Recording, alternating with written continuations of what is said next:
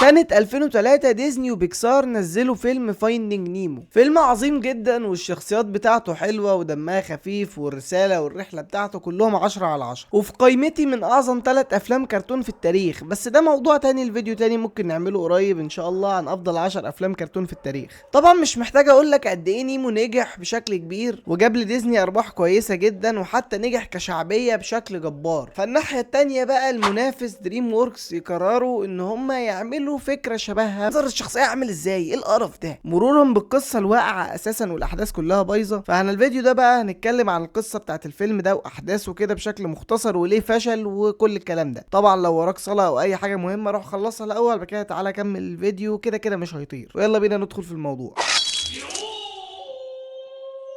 بيبدأ الفيلم بان احنا بنتعرف على القرش ليني، واللي هو طبعا من عيلة قروش كلهم بياكلوا سمك، لكنه لسبب ما كده يعني طيب وما بيحبش ياكل الاسماك وحاجات شبه كده. وعلى الناحية التانية بقى البطل بتاع الفيلم اللي هو اوسكار، سمكة عادية جدا شغالة في ان هما بينضفوا الحيتان من جوه بقى اسنانه ويروش عليه وكده زي مغسلة العربيات يعني. فيلم المفروض العالم بتاع السمك هو عالم شبه الناس اللي على الارض عادي، ما فيهوش يعني قصة اللي هو يبقى شبه البحر، لا احنا بنخرف عادي، بس دي مش بالضرورة حاجة وحشة يعني اللي كان بقول لك. المهم نشوف ان هو متجوز سمكه تانية اسمها انجي، وعايشين برضو الاتنين شغالين نفس الشغلانه، لحد ما فجاه بيكبس عليه الرجاله بتاعه المدير بتاعه ويعرفوه ان هو عليه دين 5000 ايا كانت العمله اللي شغالين بيها في الميه، والمفروض يسده في 24 ساعه وكده. وبيبقى مش عارف يتصرف ازاي، وبيبقى متضايق ونفسه ان هو يتعامل على انه بقى من الطبقه العليا من المجتمع، لانه بقى طموح والشغل ده كله هو عايش في حته قليله يعني. على الناحيه التانية بقى ليني مع عيلته في المطعم، ومعاه طبعا دون لينو اللي هو ايه الجاد فازر بتاعهم كده يعني، وبيحاول يجبره ان هو ياكل جمبري صح يعني. ونروح بقى على اوسكار اللي بيحاول يراهن على الاحصنه اللي هي بتاعه البحر دي علشان يسد الدين اللي عليه. المهم هو بيشتري التذاكر بتاع الرهان، بيقابل سمكه هناك بيعجب بيها، والمفروض يعني مش عارف ايه القرف اللي قدامكم ده بس ماشي الدنيا. والمفروض بقى انه لما شافها اعجب بيها بقى عشان سمكه بالمنظر الغريب ده يعني. ومش عارف بصراحه اللي عاملين الفيلم كانوا بيفكروا في ايه، في ان هم يخلوا شكل السمك شكل بشر فتوصل للنتيجه المريبه دي يعني. المهم بقى بيراهن على الحصان ده وبيبقى خلاص قرب يكسب السباق، لكن طبعا بطريقه سخيفه جدا بيتقلب فبيخسر، فالدين كده بيفضل عليه برضه ودي بيبقى مشكله. بس بعدها بيتاخد ويتربط علشان يجي قرش ياكله، بس القرش ده بيبقى هو ليني اللي هو الطيب ده، فبيعمل كانه بياكله قدام عيلته علشان ما يعملولوش حاجه. بس اخوه كان معاه وقتها يعني، وبيشوف الموقف وبياخد باله ان هو مرضيش ياكله، يجي بقى عشان يحاول ياكله واوسكار يحاول يهرب. بس ايه اللي بيحصل بقى، مرساه بتاعت سفينه بتنزل تموت القرش، وهنا بقى بتحصل نقطه التحول بتاعت الاحداث. المهم الناس بقى تيجي عشان تشوف ايه اللي حصل، يلاقوا اوسكار فوق القرش وكانه هو اللي قتله، فيستغل الموقف هنا بقى لانه هو كان عنده عقد انه بيتعامل كانه الا بقى وفي الحته المنخفضه في المجتمع، فياخد الموضوع على انه سبوبه وان هو الشارك سلاير او هازم القرش يعني، وقدر يقتله. وده بقى اللي بيشقلب حياته 180 درجه تماما بقى. الناس بقى تتقابل معاه وتتصور معاه ويتعامل على انه شخصيه مهمه وكل الكلام ده اللي كان نفسه فيه يعني. والراجل اللي كان مديون له اصلا اشتغل معاه مدير اعماله فاهم. المهم الناحيه التانيه بقى بيعملوا العزل للقرش اللي مات ده، وبيتعرفوا على هويه القاتل اللي هو شارك سلاير يعني. هم سمعوا الاخبار في المدينه وعرفوا هو مين بالظبط، وهنا بقى بيقرروا ان هم يروحوا يقابلوه. فبيجي بقى ليني اللي هو القرش الطيب ده علشان يقابله ويعرف ياخده منهم قبل ما يقتلوه، ويحكي له ان هو اصلا مش هو اللي قتله، ده المرساه وقعت والكلام ده كله. فبياخده يخبيه في المكان بتاع المغسله ده، والاتنين يبقوا صحاب. يجي الدوم بقى علشان يكلم اوسكار ويهدده ان هو هيجي وموتوه دلوقتي، وده اللي بيحطه في مشكله كبيره جدا. بيرجع للقرش يلاقي طبعا مراته عرفت كل حاجه، ودلوقتي هم في موقف صعب جدا. فلازم بقى علشان يخوفوهم يعملوا حركه معينه كده، ان هم ايه يجيبوا القرش ويمثلوا هم الاتنين ان هو اتهزم على ايده، فيعملوا الحركه دي فعلا وتنجح ان هم فعلا يخوفوا القروش التانيين شويه. بعدها بقى مراته تبدا تتضايق منه على انه يعني اعجب بالسمكه التانيه دي، وان هي اساسا بتحبه علشان هو بقى مشهور والشغل ده، وما تفهمش ايه العلاقات الغبيه دي في سمك يعني، حاجه غبيه قوي بصراحه يعني. فيروح بقى يقابل السمكه دي وينفصل معاها يعني، والله ما هتكلم ايه السخافه دي. فيحصل بقى اجتماع بين اوسكار والجماعه بتاعه القروش، وطبعا بيعرفوا يوصلوا لها عن طريق السمكه اللي هي المفروض قلب عليها دي. هي بقى طلعت شريره واتفقت مع القرش، بس بقى بيحاولوا يعملوا حركه ان هم يتداركوا الموقف. وقتها طبعا القرش اللي هو صاحبه ده بيبقى متنكر ويعمل نفسه كانه كلها علشان ينقذها يعني، عشان يعتبروها ان هي ماتت خلاص فمش فارقه معاهم. لكن في الاخر يعني بتطلع وبيتفضحوا، والدون بيعرف ان ده ابنه واللي هو كان مفكره مات اصلا. فبيجي بقى بعد ما عرف كل الكلام ده هيبقى ناوي ان هو يخلص على اوسكار ويجري وراه ويروحوا لحد المغسله بتاعه العربيات دي ولا الحيتان. بس هناك بقى القرشين بيتحشروا، والناس بقى بتهيص لاوسكار وتبقى فرحانه له ان هو الشارك سلاير بقى واللي قضى على القرش. بس بيعترف في الاخر قدام الناس كلها ان هو ما قتلش القرش ولا حاجه. كمان يصالح الدون ده وابنه، ويتصالح هو ومراته، وهو والمدير بقى هم اللي شغلوا المغسله بتاعه الحيتان دي من دلوقتي. وبس بيخلص الفيلم على كده. يعني قصه ضعيفه، شكل الشخصيات نفسه وحش، كل حاجه في الفيلم مش مظبوطه بصراحه. وطبعا الفيلم فشل، والفكره ان انت كنت عايز تعمل حاجه زي نيمو وخلاص، فكروت الدنيا. يعني في خلال سنه الفيلم اتعمل ولا مش عارف في قد ايه، بس هو